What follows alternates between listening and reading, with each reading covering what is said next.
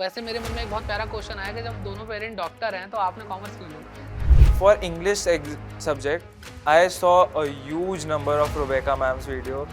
Her entire grammar series I watched. So this time I was so determined कि मेरे को करना ही करना है.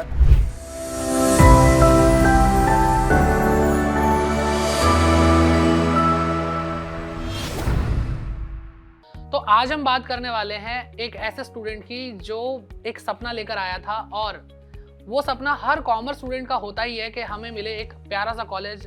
और सबसे प्यारा कॉलेज एक कॉमर्स स्टूडेंट के लिए क्या हो सकता है, वो है SRCC यानी Shri Ram college of commerce. तो ऐसे ही एक स्टूडेंट हमारे बीच में मौजूद हैं जो आपके सामने हम लाए हैं, और आपका नाम है अंश अग्रवाल। आपसे शुरू करते हैं बेटा कि आपका कैसा एक्सपीरियंस रहा, लेकिन उससे पहले क्योंकि ऑब्वियसली हम बात करेंगे CUET कैसा रहा आपका, कैसे आपने प्रिपरेशन करी, बट शुरुआत से शुरू करते हैं कि आपका फैमिली बैकग्राउंड क्या था। Yes sir, I am from Nerul, Navi Mumbai. It's next to Mumbai, 1 hour travel. Both of my parents are doctors and we run a pathology clinic, pathology lab. Okay, तो वैसे मेरे मन में एक बहुत प्यारा क्वेश्चन आया कि जब दोनों पेरेंट डॉक्टर हैं तो आपने कॉमर्स क्यों ली?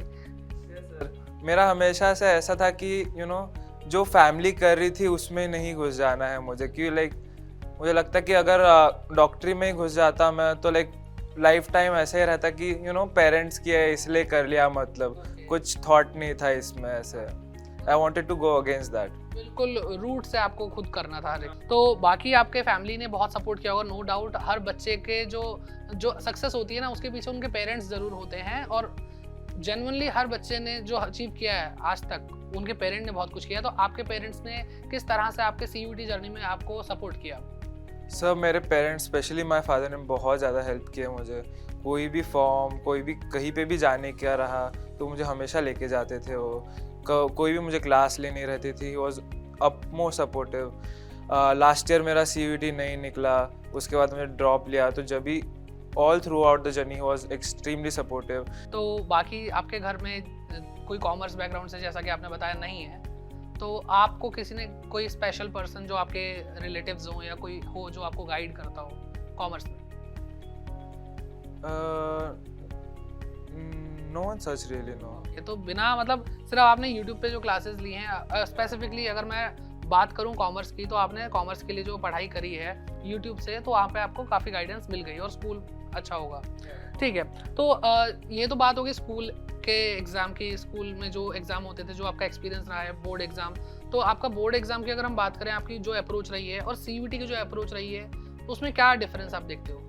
Actually, obviously I gave the board exams last year, and in my year the boards were separated into two terms, the first term and the second term. In the first term only MCQ questions were there, and the second term only subjective questions were there. So in the first term, obviously the studies were actually relatively lax because overview I needed to get, and in the second term obviously I studied it in a little bit of a detail.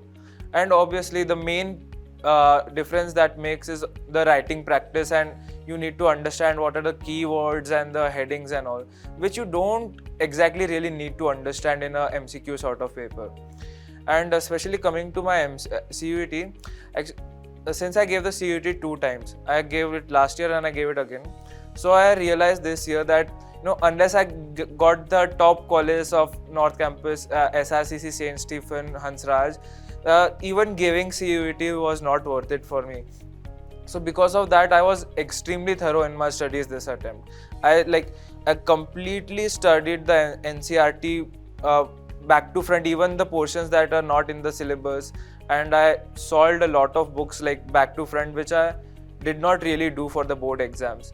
In board exams, I think if you have conceptual clarity and a little bit of writing practice, it is more than good enough to score good marks. But in CUET, if you want really good marks, like North Campus levels, then you need to really not just conceptual clarity, you really need to, I guess, mug up भी थोड़ा तो करना ही पड़ता है, especially for business studies and economics related things. बहुत सारे student जानना चाहेंगे क्लासेस के बारे में कि आपने क्लासेस किस तरह से ली और आपने क्या कहते हैं नोट्स कौन से रेफर करे, आपका गाइडेंस अगर CUT में देखा जाए तो आपने कैसे गाइडेंस ली है? So this time I was so determined कि मेरे को करना ही करना है. So I tried कि like जितना भी मिला सब ही करते जाऊँ मैं, because I already had the basic knowledge, so I did not need to revise it that much. So I just kept on doing it. I think in the material that I completely finished, I definitely would recommend everybody to do NCERT completely back to front. The exact knowledge and the exact line wordings of the NCERT are also important.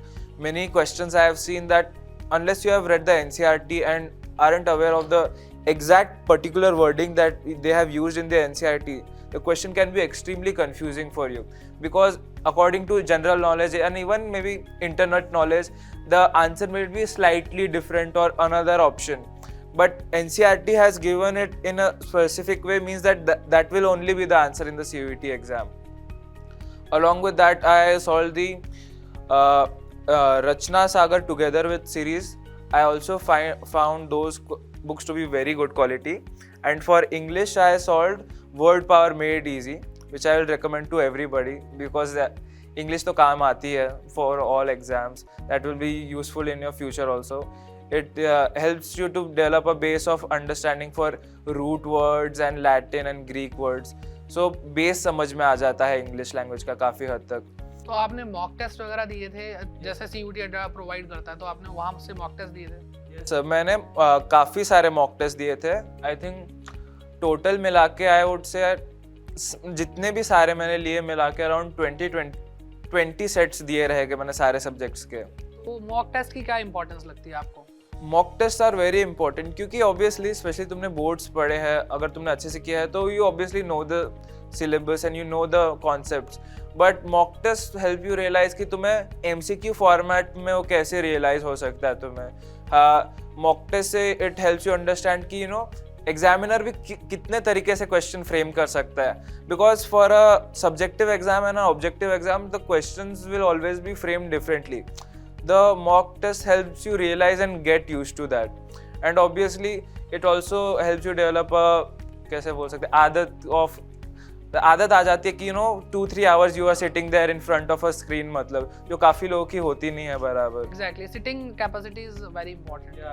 तो अभी अगर हम देखें कि आपने notes के बारे में बताया, मॉक टेस्ट के बारे में बताया, अगर बात करते हैं क्लासेस की, तो CUT अड्डा 24/7 ने आपको किस तरह से हेल्प आउट किया? CUT अड्डा 24/7 was very helpful in my CUT preparation journey. I was for English subject, I saw a huge number of Rebecca ma'am's video. Her entire grammar series I believe watched. I think she did 500 questions ka series. I think entire 500 question series I watched.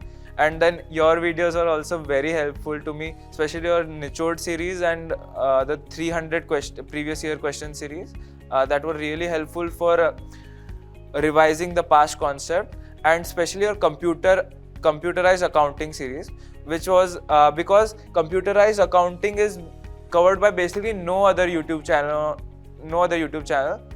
And I do believe that if somebody wants a secret advantage in accounts paper in CUT, computerized accounting is the way to go. Easily you can pick up 2, 3, 4 extra questions.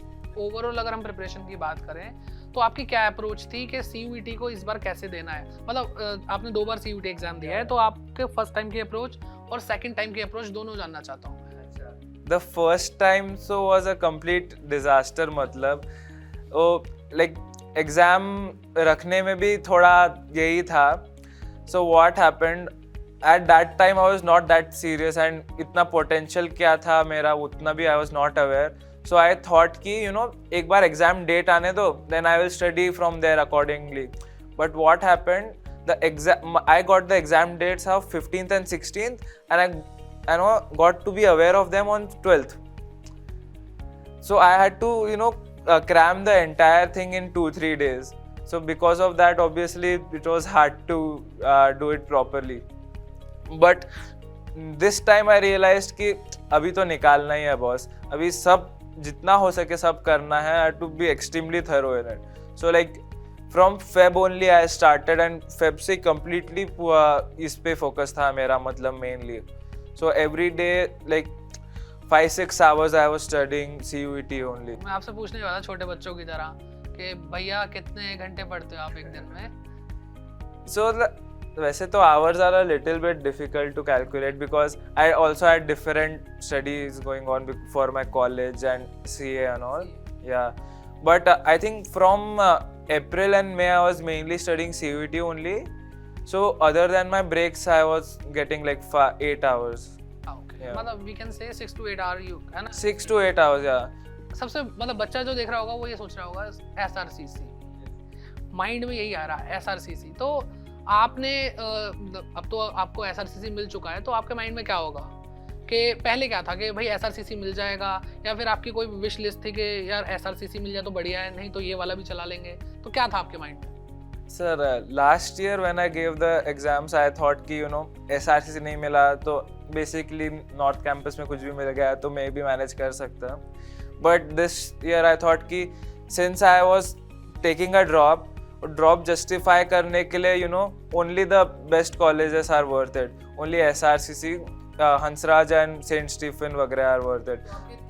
Yeah. Otherwise, why even bother taking a drop? तो अभी जैसे आपको SRCC मिल गया, तो अभी आपके feeling क्या है? बहुत अच्छा लग रहा है ना? ओके। तो अभी इसके अलावा जैसे आपको SRCC मिल गया, आप BCom ऑनर्स कर रहे हैं, वो आपका कंप्लीट होगा। उसके बाद फ्यूचर में जैसे आप अभी बता भी रहे हैं CA फाउंडेशन दिया है, तो नो डाउट आप CA कंटिन्यू रखेंगे अपने रेगुलर कॉलेज के साथ। तो CA करोगे या फिर और फ्यूचर में गोल्स क्या हैं, करियर एस्पिरेशंस क्या हैं आपके? अभी तो मेरा करंट प्लान है कि I'll first complete my CA and then maybe go for an MBA. Yeah. IIM Ahmedabad जहाँ पे होता है सर। ओके, तो उसके लिए भी मतलब कुछ ना कुछ आपके दिमाग में प्लान होगा। ओके, तो ये तो हो गए आपके मतलब ये डिग्री लेनी है, MBA करना है, CA करना है, BCom ऑनर्स करना क्या चाहते हो?